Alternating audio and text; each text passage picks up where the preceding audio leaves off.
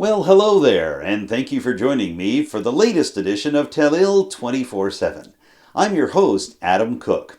On this week's show, we head to Port Hawkesbury for a flag-raising ceremony that honors Cape Breton's Mi'kmaq population. You're also going to hear from the Director of Public Works for Port Hawkesbury, Jason MacMillan, about the recent eye-catching demolition project involving an iconic water tower on the outskirts of the town. And we also have a couple of updates for you this week on the situation regarding Pondville Beach and a growing community campaign designed to get upgrades for this Isle Madame draw for tourists and locals alike.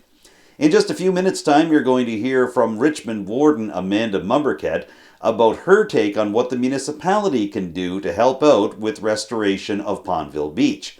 But first of all, Telile Community Television was successful in getting a statement from the Department of Natural Resources and Renewables in terms of what the department's approach is to Pondville Beach and what we can expect in terms of community consultation in the days, weeks, and months to come. So here is that statement from DNRR about Pondville Beach in its entirety. The following statement was provided to Telile Community Television by Aaron Lynch, who is the Communications Advisor for Nova Scotia's Department of Natural Resources and Renewables. The statement begins, "The investment this year in provincial parks will have a tremendous impact on critical projects. Specifically, those that affect visitor safety and experience will be prioritized. This year's $10 million investment, the first major budget increase in over a decade, is a significant increase compared to last year's capital budget of $1 million.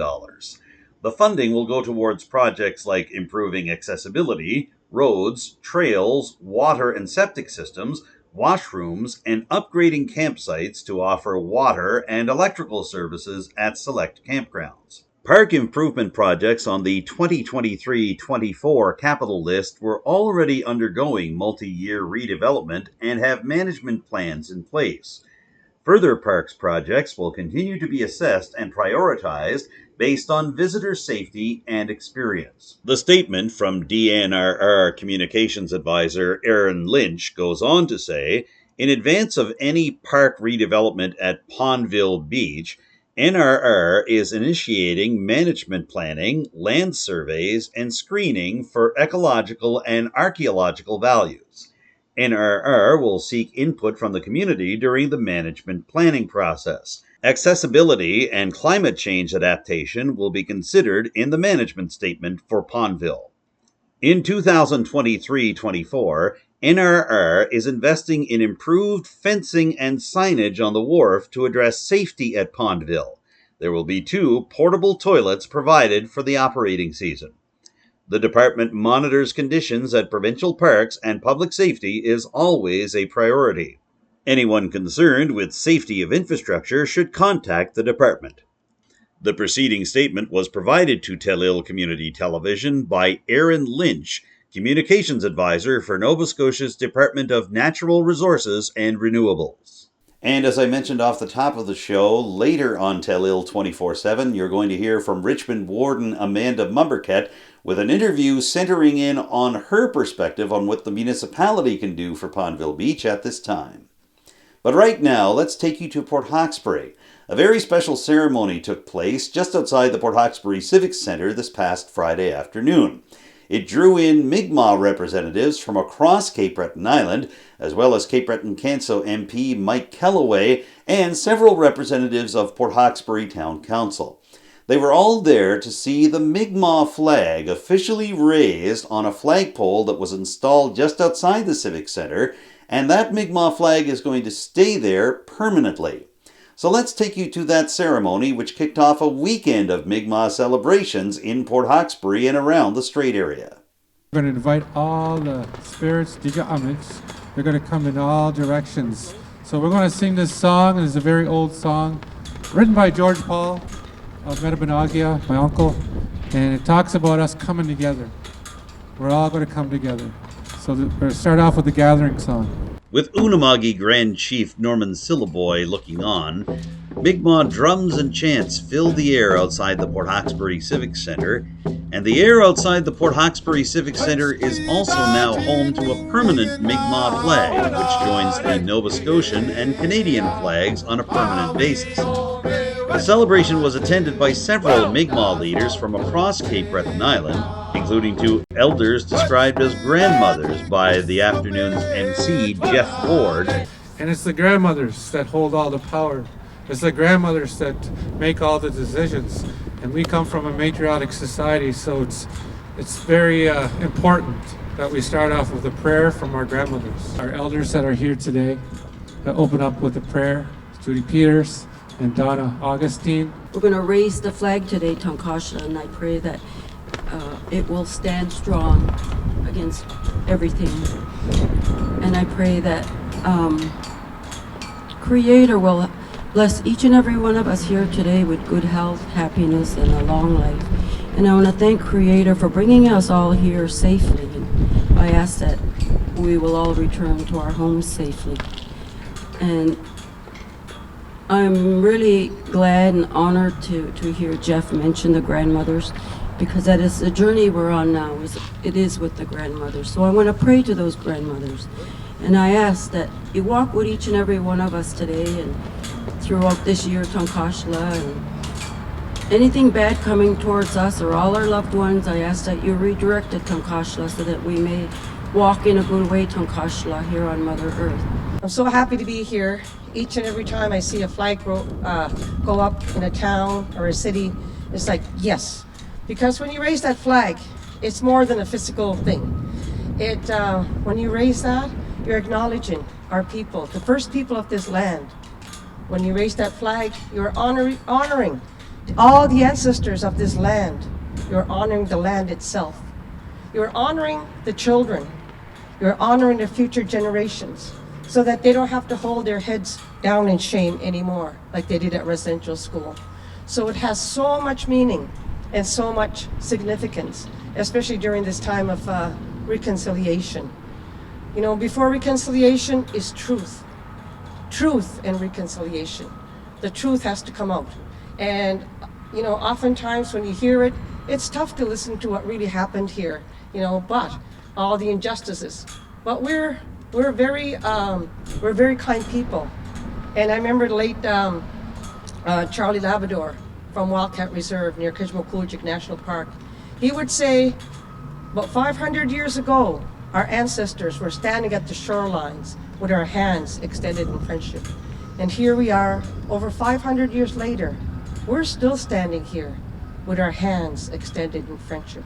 I'd like to thank everybody for coming today. I'd like to thank the mayor for inviting me. I'm honored. And I'm honored by our elders who opened the prayer. And I'm honored by everybody that came. As Grand Chief, I'm honored to be here. And I'd like to thank everybody that came. And this is part of Truth and Reconciliation. We want to say that in our language, when you say reconciliation, our words, our language is powerful, and it's about sikdal, forgiveness. It's more powerful than the English version, reconciliation, because it deals with everything. When people are prepared to leave this world,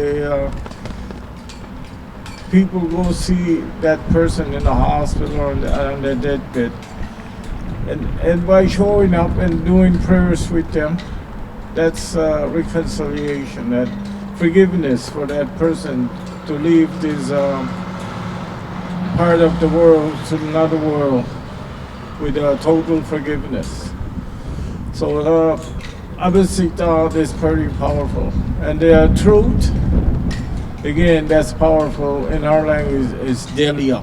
Delia is so strong, and people say Delia. That means no doubt, and it's the truth. It's like swear on the Bible when you say that truth, but tell the truth. So truth, Telile is in our language very powerful. Lots of times it's different on the news when they read the news about stuff going on.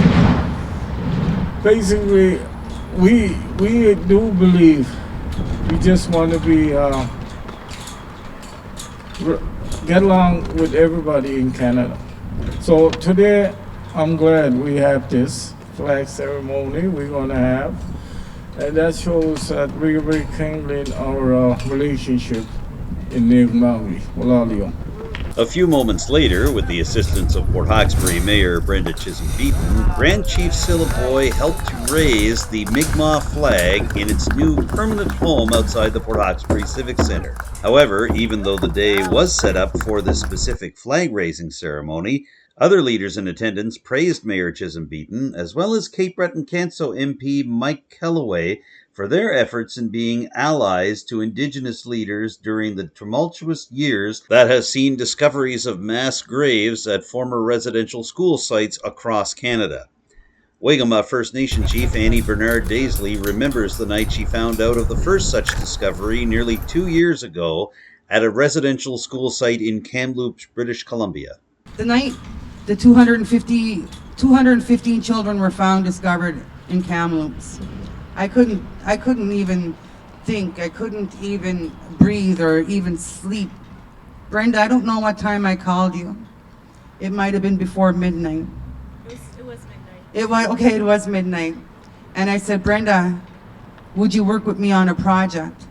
And I think we stayed up that night, the next day, and we called every leader we knew across Nova Scotia.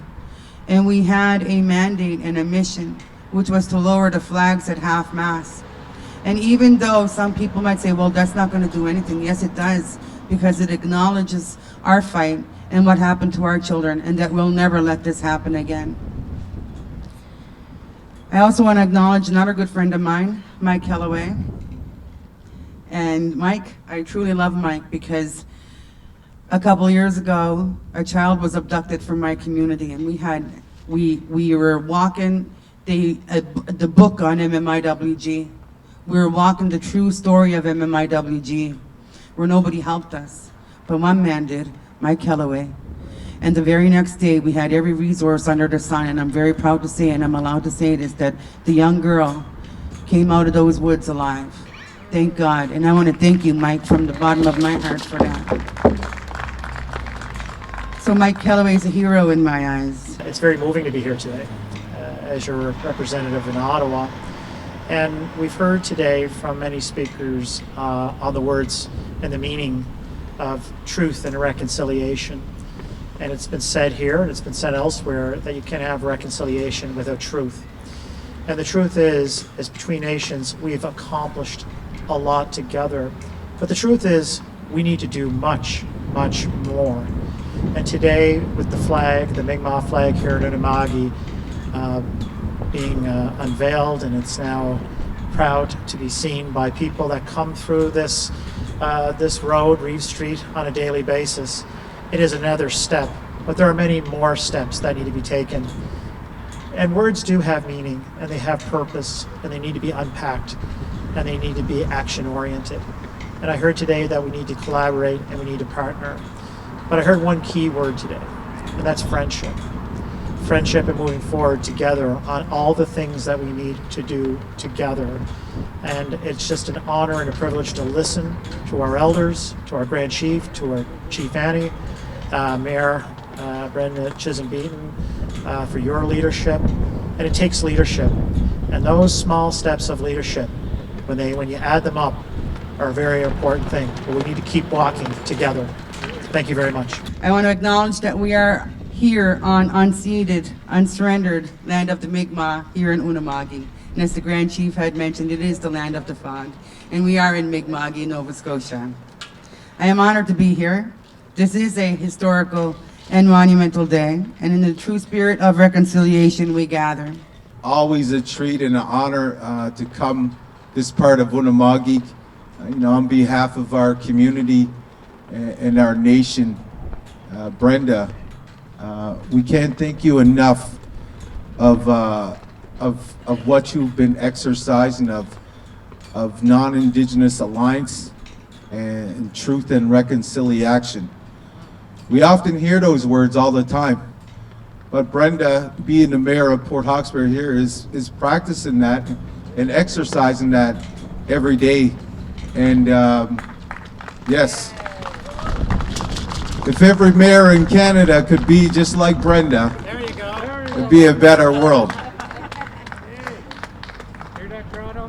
Here, yeah. So, Mayor, on behalf of my community and so much of our nation as well, as we iterate the words of our Jisagama, our Grand Chief, and Chief Annie, and all of our Mi'kmaq leaders, throughout Mi'kma'ki today, as non-Indigenous allies, we often say we are put in the corner, like for such a long time of hundreds of years. But as Ilnu people, to having our non-Indigenous allies stand beside us and walk with us, for example, the causeway, of how important that is, that to have you guys walk beside us. It is truly honoring and humbling that we feel safe, that we can walk side by side. And with every flag raising of this today, it's a true commitment, and it's a prophecy for the next 7 generations that we leave this world a better place than when we came in. Merci beaucoup. Walalio. Thank you all so much. Friday afternoon's raising of the Mi'kmaq flag was only the first of several Mi'kmaq-related activities in Port Hawkesbury over the Victoria Day weekend. These included a Maui-Omi Friendship Gala combining music, theater, and culture that took place at the Civic Centre's Bear Headroom on Friday evening, a Mi'kmaq market that took place on Saturday afternoon in the Civic Centre's main concourse, and the second running of the Red Tribe boxing card that took place at the Civic Centre on Saturday evening. However, while these may have seemed like one-time events to outsiders, Mayor Chisholm Beaton explained to the crowd gathered for the Mi'kmaq flag raising on Friday afternoon that all of these activities were part of a greater plan for participation between Mi'kmaq and non-Indigenous Cape Bretoners. Thank you to everyone for being here today, all of the wonderful leaders that are here and that you do what you do. I also want to thank our council for helping to enable today and this Truth and Reconciliation weekend for happening. And at the end of the day, this event, the flag raising, the gala, Red Tribe boxing happening tomorrow, and having the very first Indigenous Mi'kmaq market hosted here at the Civic Centre tomorrow, that is a gift to me. That makes my heart so happy, and council without hesitation supported it 100%. And Councillor Jason O'Coin, also a huge advocate as well. It's a gathering intended to showcase beauty, strength, spirit, and the endurance of the Mi'kmaq, that we are still here, will forever be here. This is only possible because, you're all here celebrating with us. And it is my absolute honor to be a part of positive history making. And I really hope that what is happening here this weekend, what's happening with raising the flag, that we can be an inspiration to all municipalities across the province of Nova Scotia, from shore to shore to shore. We talk about being allies, being friends, and being partners, because we share the land. We share the land, and we have to make sure that the injustices that our people have faced won't be faced again. We are stronger together. We are stronger when we're coming together in allyship. We are stronger when we're working together on truth and reconciliation projects. And I wouldn't feel right. And of course, I first and foremost, the reason why I wanted to go last was because today's flag raising has, in my mind, very little to do about how I feel about it. What's more meaningful and has the impact in my heart is what it means to our Unama'ki community, what it means to Mi'kma'ki, and the message that sends. That's what fills my bucket. That's what fills my heart right now. But at the end of the day, it's about working together and being together. And as Friday afternoon's flag-raising ceremony drew to a close at the Port Hawkesbury Civic Centre, setting up a weekend's worth of Indigenous celebrations, the feeling of togetherness was driven home by a performance of the Mi'kmaq Honor Song, led by the afternoon's MC, Jeff Ward, the general manager of the Membertou Heritage Park. The honor song has special significance for Ward, as it was his uncle, George Paul, who first developed this traditional hymn. When my uncle was fasting and he brought that song, the Mi'kmaq Honor Song, he was gifted that song. And it says, honor who we are, honor your humanness. Give me that a minute. Honor your humanness. Give me that a minute. Don Wegabek Solti. Don Wegabek Solti. Honor your ancestral lineage. No matter, doesn't matter what nation you come from. Honor your ancestral lineage. Bundamawi Don. Help one another. Help one another. As we come together, help one another. Because that's why we're placed here on Mother Earth. So with that, we're going to do the honor song. And I'm glad the way we did conduct this ceremony, because the first thing we did was put that flag up. That was the most important reason why we're here. Get me the money.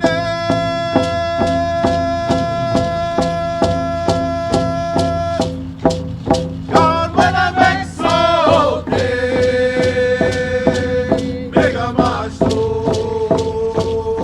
yeah, I'm gonna borrow.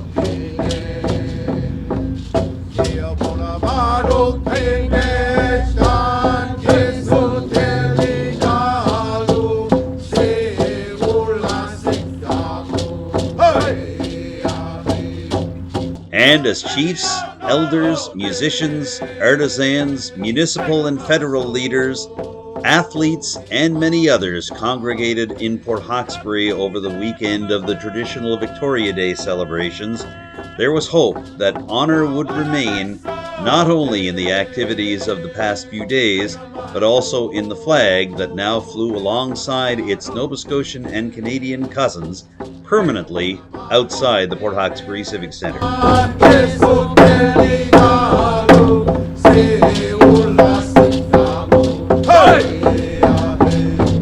And now, as promised, here is our feature interview with Richmond Warden Amanda Mombourquette concerning the municipality's current position on restoration of Pondville Beach and how Richmond County Municipal Council can work with the Nova Scotia Government and the Department of Natural Resources and Renewables to see some upgrades taking place at this provincially run park.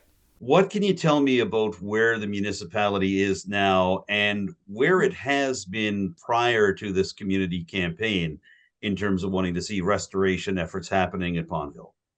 Yeah, so I'll back it up a little bit even from Pondville, Adam. I mean, a year or two ago, we went out to the public and we asked them to tell us about their priorities. Richmond County was, we had a strategic plan in place.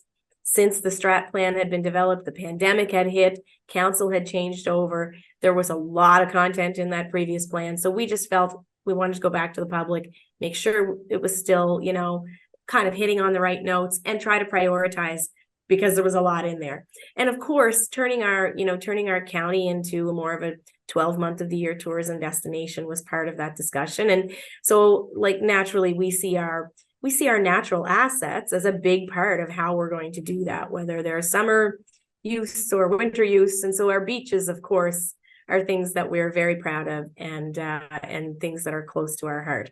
Pondville Beach would be, among the top, I think in all of our minds for council. So honestly, in my mind, when I started to first see that the group was starting, there was a group starting to organize around, having some improvements done at Pondville, I would say my reaction was excitement, because it's really nice to see when a grassroots group can come together like that to start to lobby for some change and for some improvements. And they've made some great points. If you're following their Facebook page, some really great points about the things that need to be improved. What strikes me the most, though, are the posts from people who have family photos from 20 years ago, where this was a gathering place for people. It was a community space, and they're wanting to see it, return to that kind of vibrancy and being part of the community. And so that to me it kind of tugs at the heartstrings. And I think,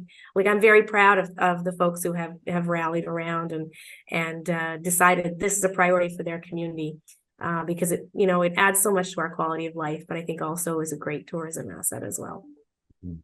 So what power does the municipality have to proceed right now? And I know that at the latest committee of the whole meeting for Richmond Municipal Council, you had shared some information that came from the NRR and also from Richmond MLA Trevor Boudreau about this, that the department is undertaking a management plan for Pondville Beach, and that this may be the best way for the municipality to reach out in support of the community campaign. Can you talk a little bit about that, and essentially about what power the municipality has to be able to effectuate change at the beach? Yeah, I'd like to say we have all kinds of power, but we really don't have all that much power. So the beach is, of course, a provincial asset.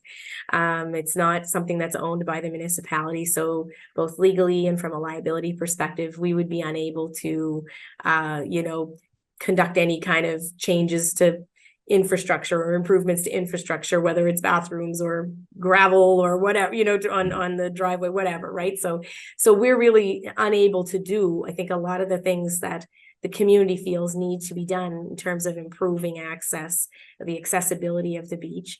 But there are things that we absolutely can do. And I think, last committee of the whole, during question period, there was some information put forward, some questions asked, and I feel the need to make some corrections, Adam. The municipality is not, I saw a previous interview that had happened regarding the beach. The municipality is not able to apply to a fund of millions of dollars that the province has set aside to do infrastructure improvements to Pondville Beach. That fund doesn't exist. And what I've received, and the information I've received from our MLA, is that is a maintenance fund. It was increased by the province. I think there was a certain amount of money, and then it was increased, and then maybe increased again. And it is to cover priority improvements to, I think, something like the 130 parks that the provincial parks that the province of Nova Scotia has right now. So, that being said, it doesn't mean we can't do anything. We can be there, and be part of the voice advocating for this change. And that's the point I wanted to make at the last meeting. And, I know our question period kind of doubled in length, and maybe we broke some of our own rules around that because we wanted to make sure we heard as many people, as many, opinions as possible. But at the end of the day, we felt it was worth it. We had a whole council chamber full of people who, I think had an expectation that, like I said, the municipality had a whole lot of influence, when really we needed to make it clear that we have, we don't have all that much influence. That being said, we want to be part of the process. This council, even coming into that meeting, we couldn't have been any more supportive. Anybody who talked to any of us already knew that they had a willing partner in our council in terms of wanting to make some change there. And in talking with the MLA, and because I had kind of heard that maybe there were some folks who were going to be asking questions about Pondville Beach, so I made sure to kind of check in with our MLA, and was really, really glad to hear from him that a management plan is underway. That's going to be part of how the municipality, I think, can advocate and add additional pressure to add resources to Pondville Beach. And that's something we're looking forward to very much. In the meantime, I suggested during the last question period, perhaps the municipality could write a letter. If we could get some details from the group about what are some of the specific improvements they want, we can use that language in our letter, and copy them on it, and, really make sure that the province understands that there's a unified voice coming from Richmond County, that we all believe this is an excellent beach, a unique asset in our county, and that it needs to be invested in and treated with some respect. So really, really glad to see that the province seems to be moving in that direction. I know they've done some work down there already, and looking forward to seeing that continue. But at this stage of the game, that really is the municipality's role, will be to advocate and to make suggestions as part of that management plan that's coming down the pipe. And I know that Trevor and I will be continuing to talk about it. I can tell you that, you know, the community members in Almadam will not find bigger champions than Councillor Digdon and Councillor Sampson for Pondville Beach. They all have memories there that, you know, that they treasure greatly, and they're quick to share with us, you know, the rest of council, how integral a part that Pondville Beach is to the, you know, the community of Almadam. Just quickly on the letter of support, Warden Mombourquette, is that coming together, and will that be going forward shortly? Well, I'm hopeful. I mean, we still haven't received any information from the group about the specifics, or I haven't anyway. It may be with staff, you know, but to date, I haven't seen the specifics that they would like for us to include. But that's something we can turn around in a heartbeat. You know, that it doesn't take very long for us to get those things together.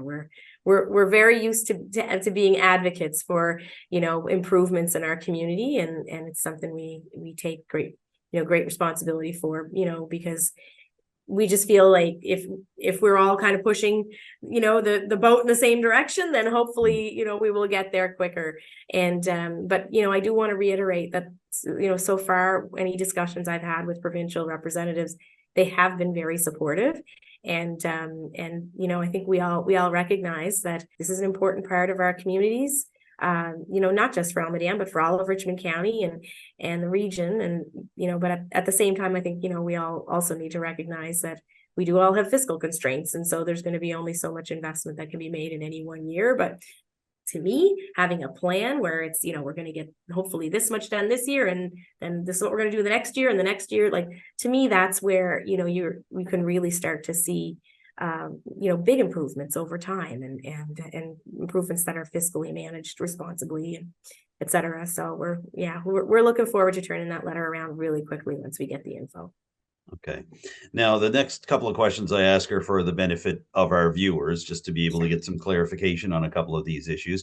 You referred just a moment or two ago to funding that had been made available by Department of Natural Resources and Renewables for some beaches and parks across the province. That fund was originally set at $1 million. It was increased to $8 million. It's now gone up to $10 million. Pondville isn't a part of that. Can you offer some thoughts as to why Pondville may not have been included in that process, and basically give us a sense of why this isn't funding that the municipality can apply for in and of itself? Can you help clear things up in that regard? For sure. So first of all, Adam, I can say, you know, my understanding is that $10 million is for provincial parks. So where beaches are parts of parks, then beaches would be part of that, you know what I mean? But my understanding, but it wouldn't be just for beaches in general. So I just want to make that really clear. It does seem to be a park maintenance fund. And on that point, the reason it's not available for people to apply to, whether you're a municipality or a community group or whatever, it's because it's a maintenance fund. So similar to how road maintenance occurs and it's the responsibility of the province, nobody's out there applying for those monies. They expend based on, you know, priorities that they set. This in you know, from my understanding, would be very similar. It's a maintenance fund, and they will expend it on the priorities of their, like I said, 130 odd provincial parks across the province. As to why, you know, maybe there were no funds allocated there specifically for Pondville in the beginning, I honestly cannot speak to that, because I'm not privy to, you know, the priority I guess making process inside of the provincial government. And it does seem to be that there's some flexibility there, though, because we're already seeing work underway at the provincial park for Pondville Beach. So I think maybe, you know, there's, you know, it seems to be some flexibility there, but that's what that fund represented. And so I think there must have just been some miscommunication on what it was about. Okay. And the second question I have, again, for the benefit of our viewers, sometimes timing is everything in these discussions, and these discussions on Pondville are all happening as the municipality has approved spending on infrastructure that will be adding to previously existing infrastructure at another provincially run beach in Richmond County, that is to say Point Michaud. Now, you've made the distinction, and other members of council and staff have made the distinction in committee of the whole, that this is not a matter of prioritizing one provincially run beach in Richmond County over another. But again, for the benefit of our viewers, some of whom may already be suggesting that Point Michaud was given priority over Pondville, can you explain what council's thinking was there and how one doesn't necessarily equal the other? Yeah, it really is like comparing apples and oranges. And that really it does boil down to the fact that Point Michaud is a lifeguarded beach. And I will be honest, Adam, again, I can't really speak to why one has a lifeguard and why one doesn't. I suspect it has to do with the incredible, wave action and tide and undertow at Point Michaud. You know yourself, you've been in the water there, I'm sure. It's, it has, the water there has a different characteristic than Pondville. But again, that's kind of a guess on my part, because that lifeguarding position has been there for some time. And I've asked the question about how did it get there and not somewhere else, I haven't been able to get an answer to that question yet. So, certainly if there's anyone out in the community who might have that information, please let me know. But I will continue to try to figure that out, to find out what are the criteria to now. I think it's important to understand when a lifeguard might be deployed to a beach or not. That again is a decision that's made by the province of Nova Scotia and funded by the province of Nova Scotia. So from Richmond County's perspective, the idea of putting any kind of infrastructure in the water, such as a Moby mat, the idea of having water-based programming there, like Point Michaud, obviously we have a surf program there, right? And it's probably I think the only beach in Richmond County that would support that kind of program, because it has the wave action that's needed. But the fact that we wouldn't be, I guess, interested or even be responsible council if we suggested that we conduct water-based activities at a beach that is not lifeguarded. That's not a service that we're going to be able to afford to pay for. It's a decision that's made by the provincial government and funded by them. So that's why at Point Michaud, the surf program had begun, because it was identified as an opportunity. It's a tourism opportunity, it's a recreation opportunity. And so because there's a lifeguard there, that's what drove all that decision making at an early stage. And then being able to house the equipment for those programs, which they take up some space, that these pieces of equipment. That's why we had tried to work with the Department of Natural Resources and Renewables to ensure that we could have a shed on site to ease the burden on staff, and to make sure that we wouldn't have to be dragging equipment back and forth, which of course is going to add to the wear and tear, reduce its life expectancy, not to mention be really difficult on staff. So that's what led to the decision to put some investment there. But I will tell you, even trying to get that structure, in place at Point Michaud, it has taken years of advocacy. That amount of money has been on our capital plan since this council was elected. And we're only now just getting to a point where we can actually make that happen. Because, the process in the provincial government just moves a little slower than, I know a lot of people would like, but that's, sometimes the nature of government. So really that's been the key difference, I think, between the programming we're able to do at Point Michaud and why we would need a structure in place to house some of the equipment for it. But also, what we're able to do at other beaches, whether it's Pondville or, some of the beaches along the Bredora Lake. There's, it's just not feasible for us, nor is it responsible for us to do any kind of water-based activity without a lifeguard in place. That being said, there may be land-based activity that we could do. And actually we do now. Certainly I would point to the sandcastle competitions. We do, yes. We use Pondville Beach for that activity, and that's okay. It's, our insurers are going to be okay with that. We're going to be okay with that because it doesn't pose an extra risk to the public, because it's not happening in the water, where there's just an extra element of risk there, and we need to be very careful about it. This is going to be addressed at an upcoming council meeting, I understand. I do understand that the Pondville Beach Community Campaign is booked to make a presentation at Committee of the Whole meeting on the June meeting. Is that correct? That's going to happen? That's my understanding. Yeah, definitely. Yeah. And I would like to, kind of say, Adam, I know there was some disappointment expressed during question period, even though we kind of let it go, I think more than twice as long as what we normally would.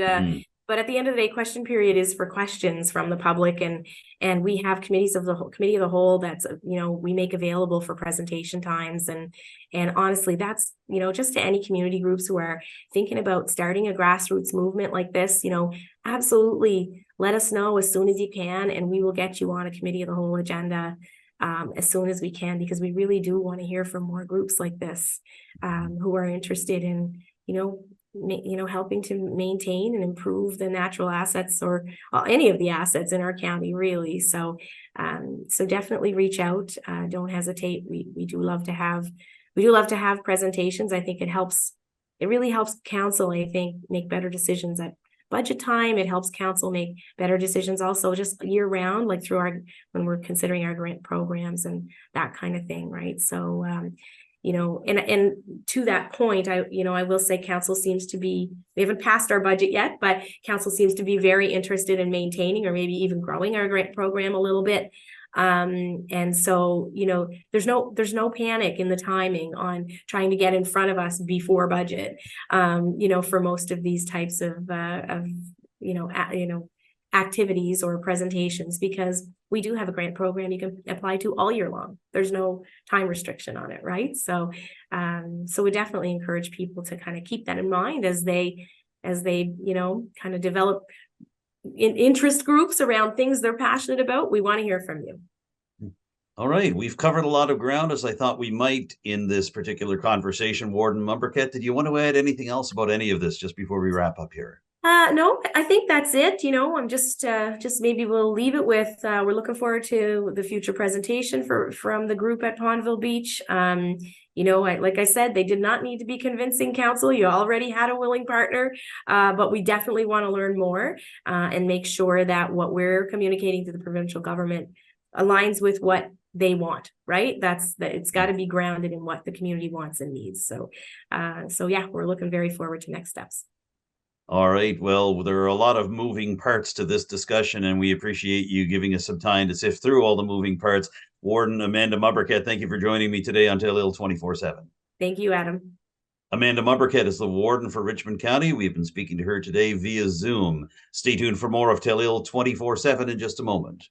If you've come in or out of Port Hawkesbury over the past month and a half, it's been hard to miss the eye-catching demolition of an iconic water tower located in Tamarac Heights, a subdivision just on the outskirts of Port Hawkesbury, heading towards Highway 104.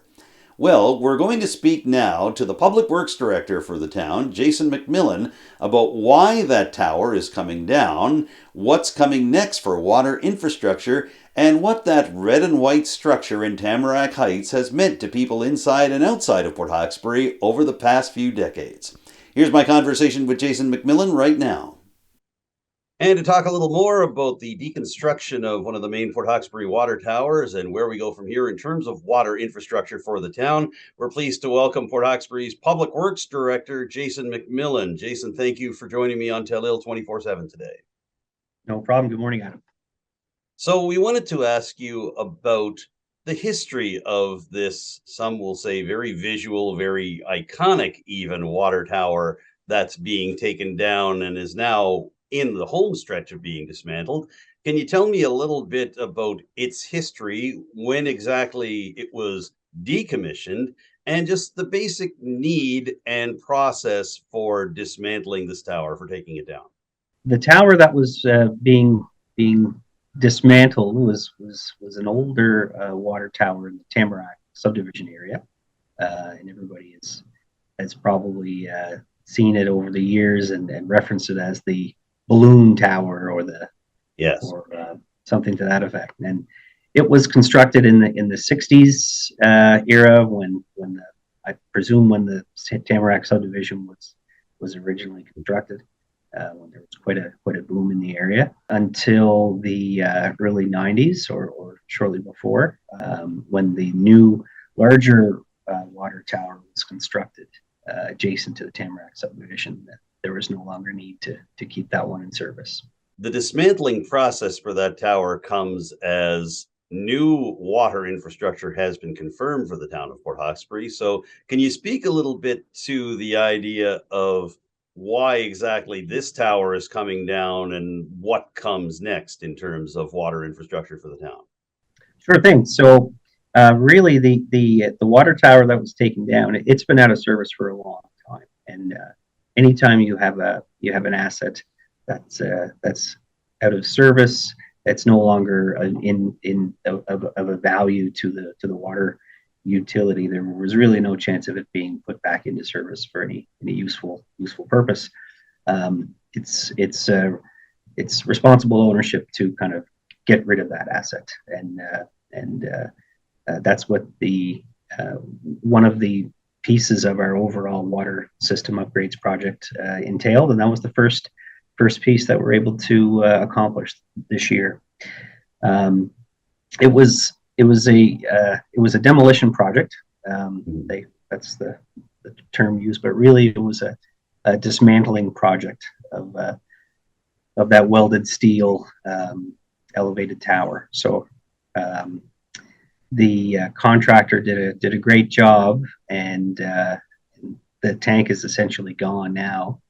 And it was a fairly slow process, and they actually had to cut up the steel sections piece by piece and either lower them to the ground to be trucked away. So yeah, it was kind of neat to watch them do their work, and I'm glad to see that tower is essentially gone from the Port Hawkesbury skyline now.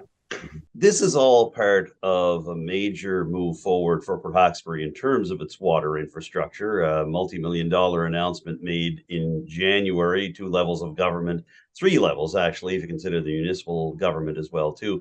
So what can you tell me about where the overall project is now? Obviously, the demolition of this tower, just one aspect of it. Where do we go from here, Jason? We're looking at replacing the water tower that's located on Pitt Street as well. So it's an older vintage welded steel tank. We're looking at replacing that with a glass line bolted steel tower with a little bit more elevation to it as well. And there's a replacement of the instrumentation and controls building at that site. There's the replacement of the McDonald Street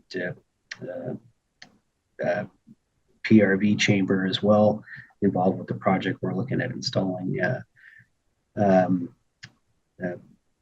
district metering, which will help with tracking water volume consumptions in the community in various areas.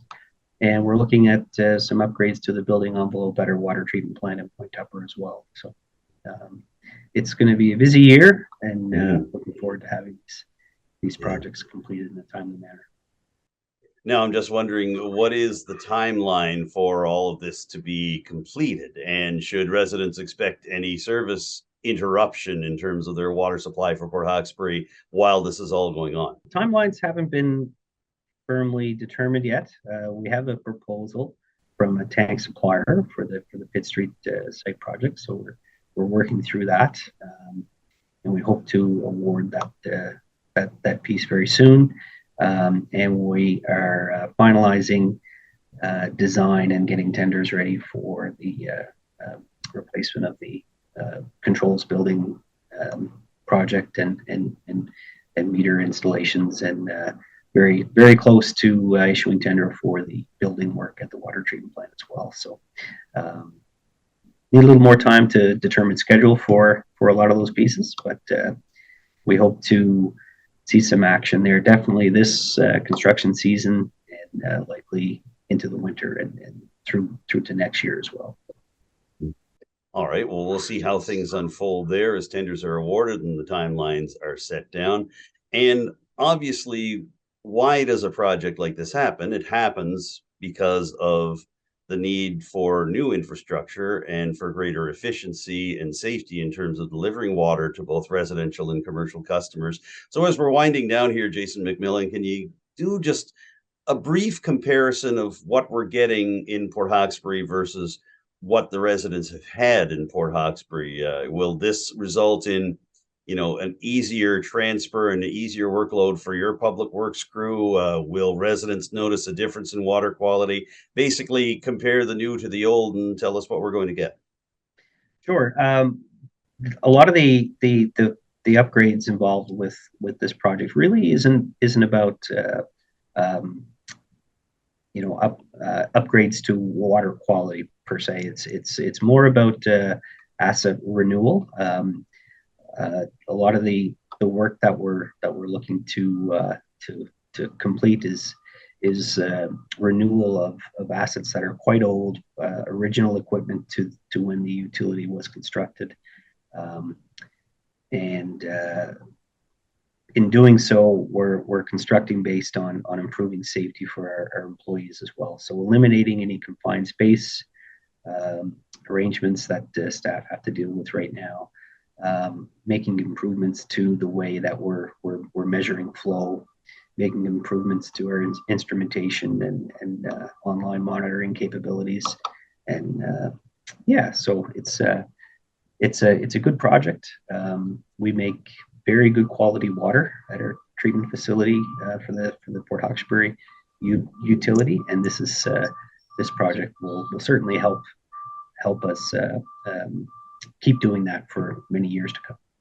So, Jason, as we look to the future, let's take one last gaze back to the past, to the former water tower over on Tamarac Heights, just heading out of Port Hawkesbury towards Richmond County and towards Highway 104. For many people coming from Richmond County and other parts of Cape Breton into Port Hawkesbury, that water tower was often their first glimpse of Port Hawkesbury, and many remember it that way. During the demolition process, it was compared to Star Wars Death Star, it was compared to Pac-Man, and in its full form, many people refer to it as the giant floating golf ball or the giant soccer ball in the sky. And yet, with all of that, the people of Tamarac Heights had to be taken into account. The tower had to come down safely.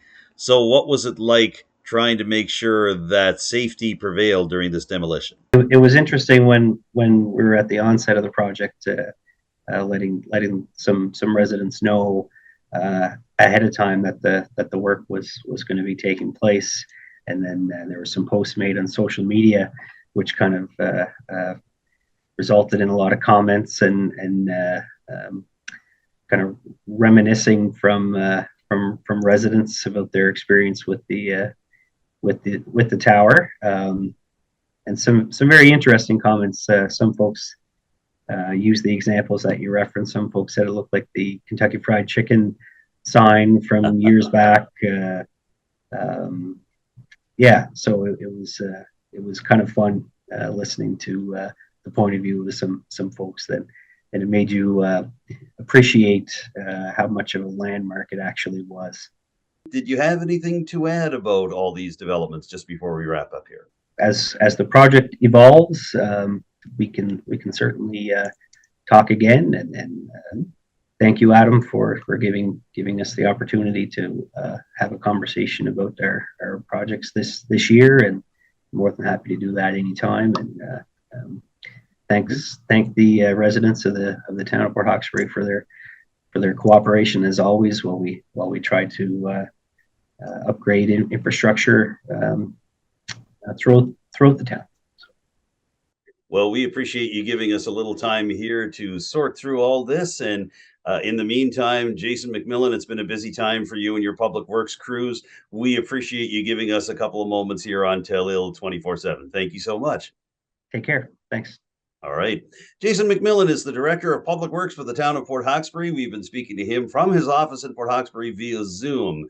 And our thanks to Telile viewer Trevor S. Boudreau for his input and suggested questions for the interview we just conducted about the former water tower in Tamarac Heights in Port Hawkesbury. And there you have it, folks. That wraps up this week's edition of Telile 24/7. Thank you for tuning in, and a special thank you to my interview guests this week, Amanda Mombourquette and Jason MacMillan. If you have any thoughts about what you've seen this week on Telile 24/7, or you'd just like to make suggestions for a future edition of the show, I'd love to hear them. You can contact me directly. My phone number is 902-625-8863, and my email address is adamjrcook, cook with an E, @gmail.com. You can also contact Telile Community Television directly with your suggestions and your comments. The station phone number in Arichat is 902-226-1928, and the best email address to use is telile@telile.tv. Don't forget to follow Telile on social media. We're on Facebook, Twitter, Instagram, TikTok, and YouTube, and our YouTube channel features every single episode of Telile 24/7, including this one, as well as individual interviews and stories from our shows, and you can also find the same service offered with our sister program, Roundtable. For now, I'm Adam Cook. Thank you once again for joining me for Telile 24/7 this week. I look forward to seeing you again next week with a brand new show. Bye for now.